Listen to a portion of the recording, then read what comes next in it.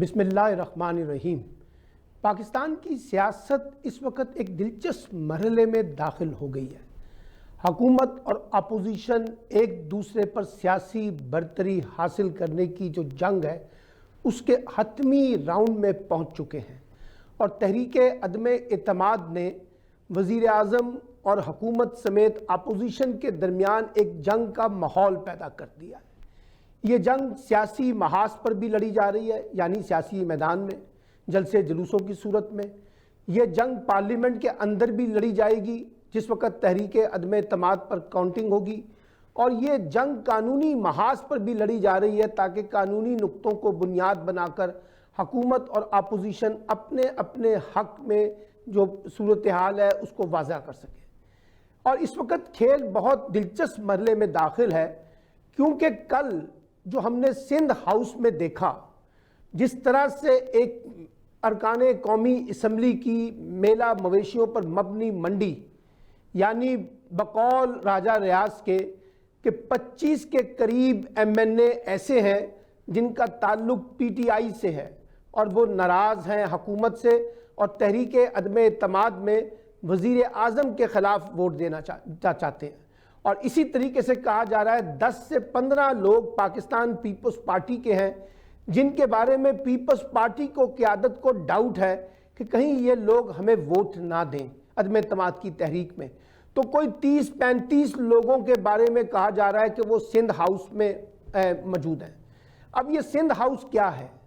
Pakistan peoples party की सिंध में हुकूमत है।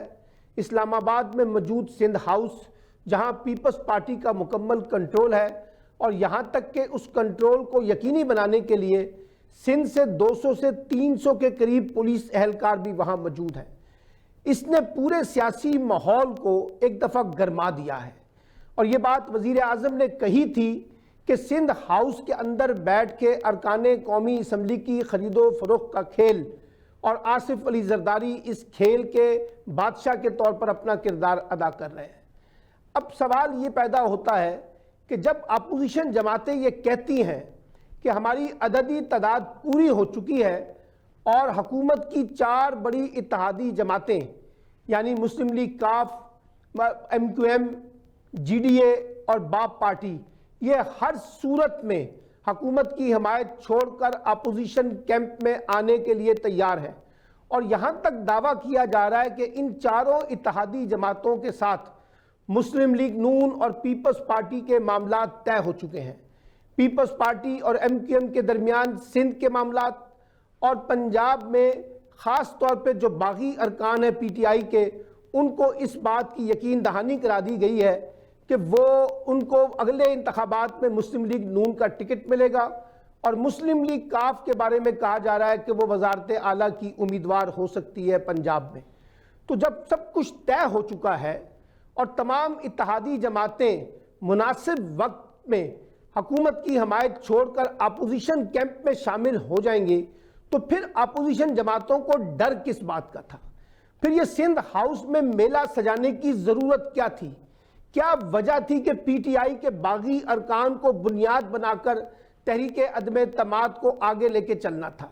इससे तो पीपल्स पार्टी के लिए भी बदनामी का माहौल पैदा हुआ, PMLN के लिए भी हुआ, और ये अरकान असम्बली की खरीदो फरोख्त ने बुनियादी तौर पर पाकिस्तान की सियासत जमहूरियत के ऊपर एक बदनुमा दाग लगा दिया। ये छांगा मांगा की सियासत से शुरू होकर जो इस वक्त सिंध हाउस के अंदर खेला जा रहा है, यही तो वो मनाजर है जिसकी वजह से पाकिस्तानी सियासत अभी तक वो कुछ नहीं सीख सकी जो उसे सीखना चाहिए था। वही माजी की गलतियां बार बार दोहराने का जो खेल है, जिससे सियासत भी कमज़ोर होती है और जमहूरियत भी कमज़ोर होती है। और देखिए, बड़ा सिंपल सा फार्मूला था इस इमरान खान की हुकूमत को घर भेजने का कि चारों इत्तेहादी जमातें हुकूमत की हिमायत छोड़कर अपोजिशन कैंप का हिस्सा बन जाती तो इमरान खान को हर सूरत में घर जाना था। लेकिन लगता यह है कि अभी यह खेल बाकी है और इस खेल की कई इकसात आना बाकी हैं।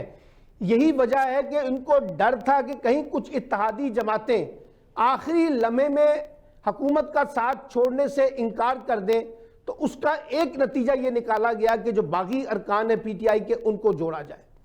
اور بڑی دلچسپ بات یہ ہے کہ ان کے اوپر ڈیفیکشن کلاس کا خطرہ بھی ہے.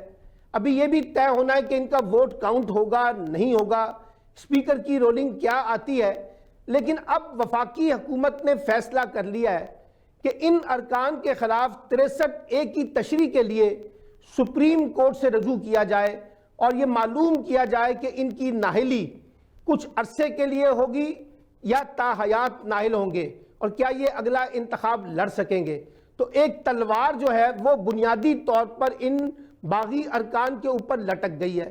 میں بار بار یہ کہتا رہا ہوں کہ اگر اپوزیشن جماعتیں ان باغی ارکان کو بنیاد بنا کر عمران خان کو نکالنا چاہتی ہیں تو وہ کامیاب نہیں ہو سکیں گی. کامیابی وہ اسی صورت میں ممکن تھی جب اتحادی جماعتوں کی مکمل حمایت حاصل کر لیتے. لیکن لگتا یہ ہے کہ اتحادی جماعتوں کے اوپر بھی وہ معاملات اس طرح سے طے نہیں ہوئے جس طرح سے طے ہو جانے چاہیے تھے. اسی لیے یہ میچ ابھی اوپن ہے. اتحادی جماعتیں بھی مشاورت کے عمل سے گزر رہی ہیں اور جو باغی ارکان ہیں وہ بھی اس وقت حکومت کے اپوزیشن کے ساتھ کچھ لو اور کچھ دو کی بنیاد پر معاملات طے کر رہے ہیں. لیکن اس سیاست نے جو کاروبار کی بنیاد پر آگے بڑھ رہی ہے, پیسے کی بنیاد پہ آگے بڑھ رہی ہے, منافع کی بنیاد پر آگے بڑھ رہی ہے, کرپشن کی بنیاد پہ آگے بڑھ رہی ہے, بدنیتی کی بنیاد پہ آگے بڑھ رہی ہے, ہارس ٹریڈنگ کی بنیاد کے اوپر آگے بڑھ رہی ہے, اس نے تو پاکستان کا جمہوری مقدمہ ایک بار پھر کمزور کر دیا ہے. اب دیکھنا یہ ہے کہ اس اثنا میں حکومت کیا کارڈ کھیلتی ہے. کہا یہ جا رہا ہے کہ حکومت سندھ میں گورنر راج لگا سکتی ہے. شیخ رشید صاحب کے بقول کہ وزارت داخلہ نے یہ سمری وزیر اعظم کو جمع کرا دی ہے. اب وزیر اعظم نے یہ فیصلہ کرنا ہے کہ سندھ کے اندر گورنر راج کب لگنا ہے. اگر گورنر راج لگتا ہے تو ایک نئی محاذرائی حکومت اور اپوزیشن جماعتوں سمیت پیپلز پارٹی کے ساتھ بھی ہوگی. اور سوال یہ ہے کہ کیوں گورنر راج لگانے کی باتیں کی جا رہی ہیں. اس لیے کہ جو کچھ سندھ ہاؤس کے اندر کیا جا رہا ہے یہ تو بنیادی طور پہ وفاق سے ٹکراؤ کی سیاست ہے کہ آپ سندھ ہاؤس میں بیٹھ کر ارکان اسمبلی کو یرغمال بنائیں, آپ وہاں پر خرید و فروخت کریں اور آپ وہاں پر اسلام آباد کو اعتماد میں لے لیے بغیر سندھ کی پولیس کو لا کے بٹھا دیں. تو اس کا مطلب ہے آپ براہ راست ٹکراؤ کی پالیسی اختیار کر رہے ہیں. اور ایک بڑا خطرہ یہ موجود ہے کہ وفاق یعنی پی ٹی آئی کی جو حکومت جس نے 27 تاریخ کو وہاں ایک گرینڈ جلسے کا اعلان کیا ہوا ہے اور پی ڈی ایم نے 25 مارچ کو وہاں پر لانگ مارچ کا اعلان کیا ہوا ہے, یہ ٹکراؤ کی کیفیت کیوں پیدا کی جا رہی ہے؟ اس ٹکراؤ سے کس کو کیا فائدہ ملے گا؟ پھر یہ سوال بھی پیدا ہو رہا ہے کہ کون لوگ ہیں جو اپوزیشن کے اندر ہوا بھر رہے ہیں اور ایک لڑائی کو آگے لے کے چلنا چاہتے ہیں. کیا وہ انٹرنیشنل اسٹیبلشمنٹ ہے؟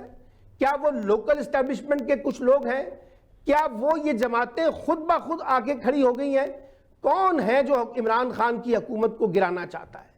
کیا یہ اس میں وہ انٹرنیشنل فیکٹر ہے جس میں عمران خان نے ایبسولوٹلی ناٹ کہا؟ تو یہ کھیل ہمیں نظر آ رہا ہے.